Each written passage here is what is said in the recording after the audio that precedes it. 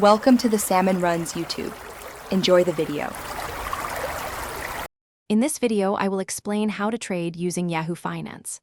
First, understand that Yahoo Finance serves as a robust platform for market research and analysis, not direct trading. It aggregates vast amounts of financial data, news, and analytical tools.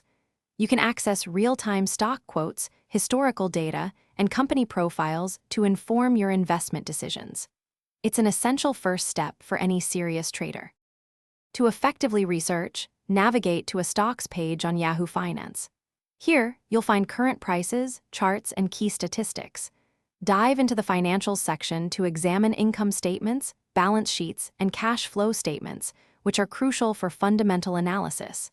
Additionally, explore the Analysis tab for expert ratings and earnings estimates, helping you gauge market sentiment and future prospects. Building a watch list is simple and highly beneficial. Log in to your Yahoo Finance account and create a new watch list.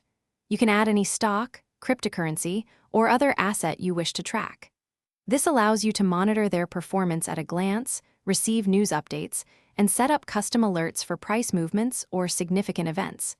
It's a powerful way to keep tabs on potential investments without committing capital. While Yahoo Finance doesn't execute trades directly, it seamlessly integrates with numerous online brokerage platforms. Once you've completed your research and identified a trading opportunity, you can link to your preferred broker through Yahoo Finance to place your orders. Remember to compare brokerage fees, features, and customer service to choose the best platform for you.